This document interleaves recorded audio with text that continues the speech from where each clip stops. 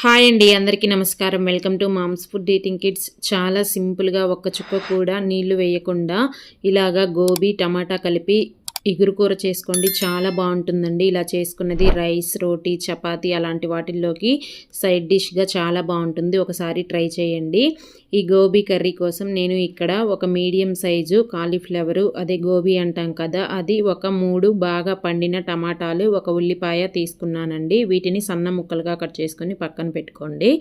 ఇప్పుడు కర్రీ చేయడానికి ఇలా ఒక కడాయిని తీసుకొని ఒక 3.5 టేబుల్ స్పూన్ ఆయిల్ వేసుకోండి. ఈ ఇగురు కూరకి కొంచెం ఆయిల్ ఉంటేనే బాగుంటుందండి. మీకు ఇంత వద్దు అనుకుంటే ఒక 3 టేబుల్ స్పూన్ల వరకు వేసుకోవచ్చు. ఇప్పుడు ఆయిల్ వేడయ్యాక ఒక 2 టీ స్పూన్ల పచ్చిశనగపప్పు, ఒక హాఫ్ టీ స్పూన్ ఆవాలు, ఒక పావు టీ స్పూన్ జీలకర్ర, ఒక 2 ఎండుమిరపకాయలని ఇలా తుంచి వేసుకొని ఇప్పుడు ఈ పోపు మంచి రంగు వచ్చే వరకు మంటని మీడియం ఫ్లేమ్లో పెట్టి బాగా వేయించుకోండి. పోపంతా ఇలా వేగిపోయిన తర్వాత తీసుకున్న ఉల్లిపాయని ఇలాగా కొంచెం చిన్న ముక్కలుగా కట్ చేసుకొని వేసుకోండి. అలాగే ఒక రెమ్మ కరివేపాకు కూడా వేసుకొని ఈ కరివేపాకు ఉల్లిపాయ ఆయిల్లో బాగా కలిసిపోయే వరకు కలుపుకోండి. ఇలా అంతా కలుపుకున్న తర్వాత ముందుగా తీసుకున్న గోబీని ఇలా చిన్న ముక్కలుగా కట్ చేసుకొని నీళ్ళతోటి 1కి 2 సార్లు కడుక్కొని నీళ్ళన్నీ ఒడిచిపోయేటట్టు కాసేపు పక్కన పెట్టుకున్న తర్వాత ఇప్పుడు ఈ ఆయిల్లోకి వేసేసుకోండి. ఇలా వేసుకున్న తర్వాత ఇదంతా ఒకసారి బాగా కలిసిపోయేటట్టు కలుపుకోవాలి.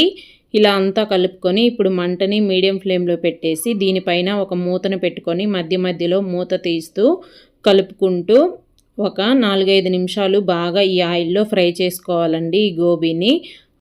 ఇలా ముందుగా గోబీని ఆయిల్లో ఫ్రై చేయడం వల్ల దానికి ఉండే పచ్చివాసన పోయి తినేటప్పుడు చాలా బాగుంటుందండి. ఒక 5 నిమిషాల కల్లా గోబీ అనేది ఇలా బాగా మెత్తగా ఫ్రై అయిపోతుంది. 5 నిమిషాల తర్వాత తీసుకున్న టమాటాలని ఇలా మీడియం సైజు ముక్కలుగా కట్ చేసుకొని ఈ టమాటాలు కాలీఫ్లవర్ అంతా బాగా కలిసిపోయేటట్టు కలుపుకోండి.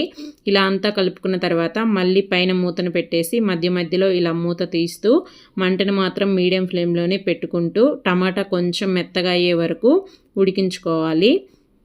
టమాటా కూడా ఒక 2-3 నిమిషాలకి ఇలా మెత్తగా అయిపోతుంది. ఇప్పుడు ఇదంతా ఒకసారి మళ్ళీ బాగా కలిపేసుకొని దీనిలోకి 1 టీ స్పూన్ కల్లుప్పు వేసుకుంటున్నానండి. ఇది మీ దగ్గర లేకపోతే సాల్ట్ వేసుకోండి. ఒక పావు టీ స్పూన్ పసుపు, 1 టీ స్పూన్ కారం వేసుకొని ఇప్పుడు ఈ ఉప్పు, కారం, పసుపు ముక్కలకు బాగా పట్టేటట్టు కలుపుకోండి. ఇలా అంతా కలుపుకున్న తర్వాత మంటని మీడియం ఫ్లేమ్లో పెట్టి పైన మూత పెట్టి మధ్య మధ్యలో కలుపుకుంటూ కూర బాగా దగ్గరగా అయ్యే వరకు ఉడికించుకోండి. ఈలోపు దీనిలోకి మసాలా పౌడర్ని చూద్దామండి. దానికోసం ఇక్కడ నేను ఒక 2 టేబుల్ స్పూన్లు వేయించి చల్లార్చి పెట్టుకున్న ధనియాలు తీసుకున్నాను. కొంచెం అల్లం ముక్క, ఒక 2 చిన్న ముక్కలు ఎండు కొబ్బరి ముక్కలు తీసుకున్నాను. ఒక 6-7 పొట్టు ఒలిచిన వెల్లుల్లిపాయలు, ఒక పచ్చిమిరపకాయ తీసుకున్నాను. వీటన్నిటిని మిక్సీలో వేసి మెత్తగా పౌడర్ లాగా చేసేసుకోండి.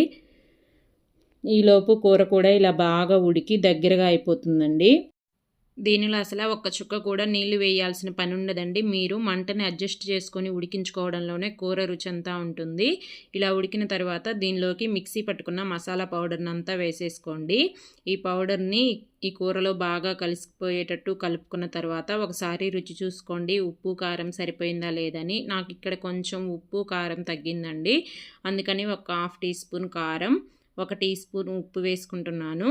ముందే వేసేసుకోవద్దు, ఒకవేళ కసిమైపోతే మళ్ళీ మార్చలేం కదా. అందుకని ఇప్పుడు వేసుకొని మీ రుచికి సరిపడా కలిపేసుకొని ఇప్పుడు మంటని సిమ్లో పెట్టేసి మధ్య మధ్యలో ఇలా మూత తీస్తూ కలుపుకుంటూ కనీసం ఒక 3-4 నిమిషాలైనా బాగా ఫ్రై చేసుకోవాలండి. అంతే, ఇలాగా 3-4 నిమిషాల కల్లా ఆయిల్ ఇలా సపరేట్ అవుతూ కొంచెం కనపడుతుంది. అప్పుడు స్టవ్ ఆపేసి సన్నగా కట్ చేసి పెట్టుకున్న కొత్తిమీర వేసేసుకొని కలిపేసుకోండి. అంతా ఒకసారి మళ్ళీ అంతేనండి. చాలా సింపుల్గా కాలీఫ్లవర్ తోటి ఇలాగా ఇగురు కూర అనేది రెడీ అయిపోతుంది. చాలా బాగుంటుంది చపాతీ, రైస్లోకి. మీరు ట్రై చేయండి ఒకసారి. ఎప్పుడు ఇలా ట్రై చేయకపోతే ట్రై చేసి నచ్చితే ఒక లైక్ చేసి మీ ఫ్రెండ్స్ అండ్ రిలేటివ్స్కి షేర్ చేసి ఛానల్ని సబ్స్క్రైబ్ చేసుకొని సపోర్ట్ చేయండి. Thanks for watching.